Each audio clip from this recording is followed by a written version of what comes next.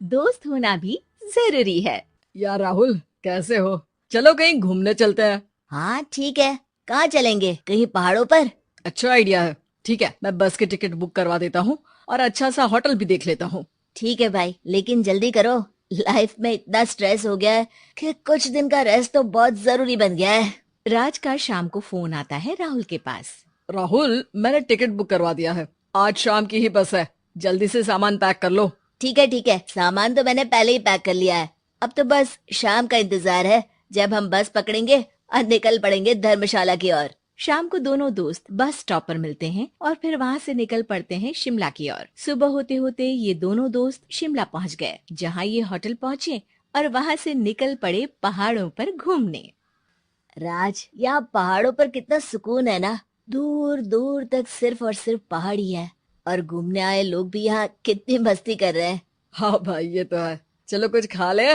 दोनों एक रेस्टोरेंट पे पहुंच गए। वहां इनकी रेस्टोरेंट चलाने वाले लड़के से दोस्ती हो गई, जिसका नाम जितेंद्र था। जितेंद्र, तुम यहाँ कब से हो और रेस्टोरेंट खोलने का प्लान कैसे बनाया? अरे भाइयों, मैं तो यहीं का हूँ। बस बाहर कुछ साल के लिए गया था नौकरी करने, पर फिर लौट आया और अपने यहाँ ही रेस्टोरेंट खोल लिया। पिछले 6 साल से यहीं पर हूँ। अरे लेकिन जितेंद्र, एक बात तो बताओ, रेस्टोरेंट ही क्यों? कुछ और काम क्यों नहीं? और भैया, अपना तो ये मानना है कि आदमी दुनिया में कहीं भी हो लेकिन उसे भूख तो लगेगी ही, और इसके लिए उसे खाना तो चाहिए ही।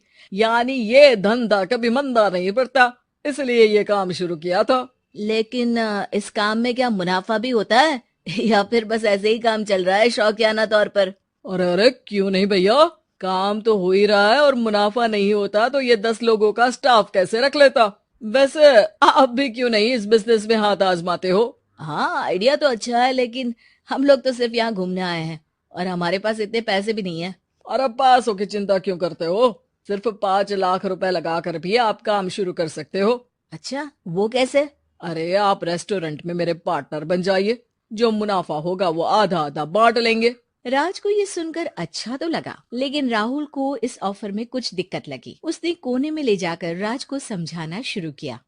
अरे राज, पागल मत बन। हम सिर्फ यहाँ घूमने आए हैं। ये ऑफर के चक्कर में क्यों पड़ रहे हो? कुछ काम शुरू ही करना होगा तो दिल्ली में शुरू करेंगे, यहाँ शिमला में क्यों? अरे बेवकूफ, दिल्ली में 5 लाख रुपए में कौन सा काम शुरू करेंगे? यहाँ शिमला में इतने कम पैसों में काम शुरू कर लेंगे और 1 साल में मुनाफा लेकर वापस भी चले जाएंगे।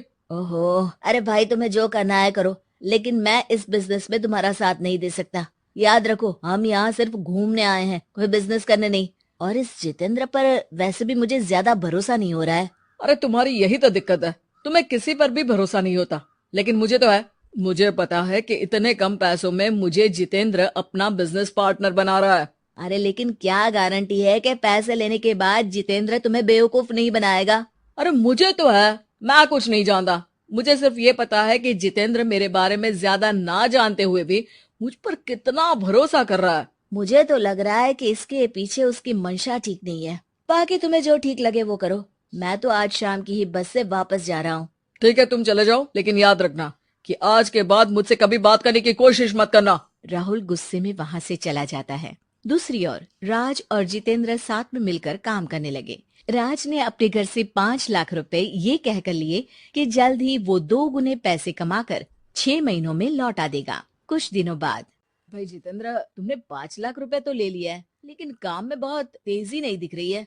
अरे भाई, काम में थोड़ा समय लगता है, चिंता मत करो यार। हाँ वो तो ठीक है, लेकिन मेरे पैसों का तो कुछ हिसाब दो। कहाँ लगा है तुमने? अरे बड़े आए पैसों का हिसाब मांगने वाले। वो तो शुक्र मनाओ कि इतने कम पैसों में मैंने तुम्हें काम पर रख लिया है। क्या कहा तुमने? मुझे काम पर रखा है? अरे मैं तो तुम्हारा बिजनेस पार्टनर हूँ। बड़ा आया पार्टनर बनने वाला। औकात देखिए अपनी। 5 लाख में रेस्टोरेंट खरीद लिया है क्या? ऐसा है तो मेरे पैसे वापस करो। मुझे तुम्हारे साथ काम नहीं करना है। अरे पैसे कैसे? वो सब तो काम में लग गए।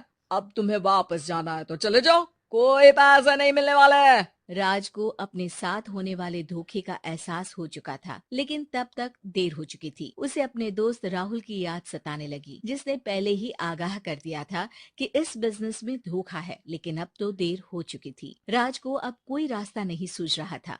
जितेंद्र भाई, मेरे पैसे वापस कर दो ताकि मैं लौट जाऊं। मुझे अब तुम्हारे साथ कोई काम नहीं करना भाई।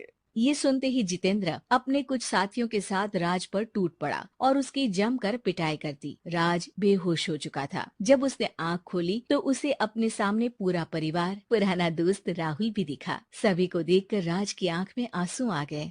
राहुल, मुझे माफ कर दो। अगर समय रहते मैं तुम्हारी बात मान लेता तो आज शायद ये दिन ना देखना पड़ता।